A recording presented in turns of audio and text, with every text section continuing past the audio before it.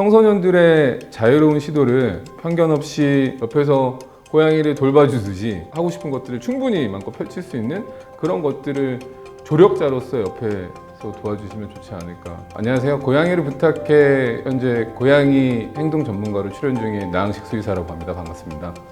수의과 대학에 입학하고 이 일을 하면서 보람차고 좀 만족감, 행복감을 좀 느꼈다면 반려동물 행동학도 마찬가지일 거라고 처음에 생각했어요. 좀 약간 변수가 있더라고요. 새로운 분야, 아주 미개척지 같은 좀 고양이 행동학 먼저 공부한다라는 부분 때문에 많이 모르는데 나만 좀 먼저 이렇게 좀 알아가는 느낌? 더 기분 좋기도 하지만 처음 배우는 게 이제 고양이들이 어떤 이야기를 나한테 하고 있는지 그걸 알게 되는 공부부터 하는데 이 친구들이 항상 좋은 얘기만 하는 건 아니거든요.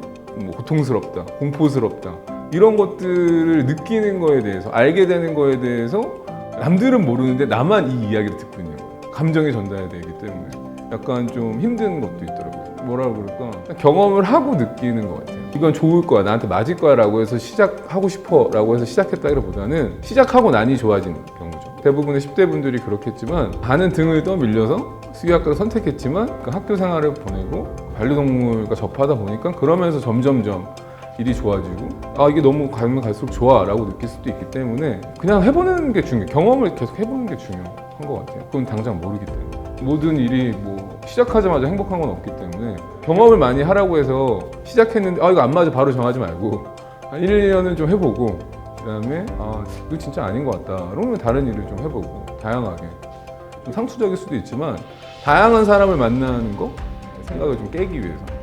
왜냐면은 같은 분야에 있는 사람들만 보다 보면 그 안에서만 길을 찾으려고 해서 다른 것들이 좀 보이지가 않잖아요. 제일 좋은 거는 여행이겠죠.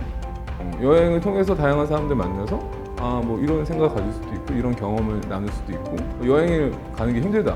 저는 가장 저렴한 남의 경험을 공유하는 방법은 독서라고 생각하거든요. 그래서 이 사람은 이렇게 생각을 하는구나, 경험을 하는구나 이런 걸 통해서 자신의 좀 방향성을 정하는 데 좀 많이 도움이 되지 않을까. 반려동물 행동학을 얘기할 때는 동행이라는 말을 써요. 사전적으로 같이 이제 뭐 걸어간다? 약간 이런 느낌이긴 하지만 저희는 이제 다른 좀 함축적인 의미로 동물과의 행복한 관계를 만들어준다라는 것들을 많이 얘기하거든요. 반려동물과 고양이든 뭐 개의 경우든 같이 이제 인간, 사람하고 어떻게 하면은 좀 행복한 관계를 좀 만들어줄 수 있을까에 좀 집중되어 있는 학문인 것 같아요.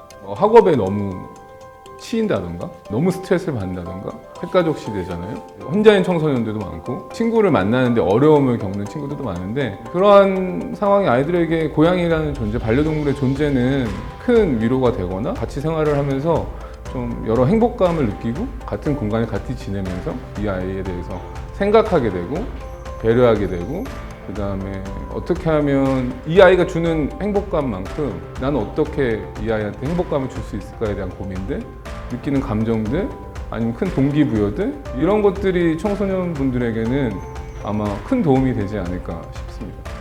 자녀, 청소년분들에 대한 선입관 아니면 편견, 이 아이의 어떤 리밋이라고 해야 되나 이런 것들을 미리 이렇게 가지실 필요도 없고 옆에서 고양이를 돌봐주듯이 아이에게 똑같이 좀 편안한 환경과 자기가 하고 싶은 것들을 충분히 마음껏 펼칠 수 있는 그런 것들을 조력자로서 옆에서 도와주시면 좋지 않을까 싶어요. 안녕하세요. 청소년들의 자유로운 시도를 편견 없이 응원하는 사회를 희망하는 수의사 나항식입니다.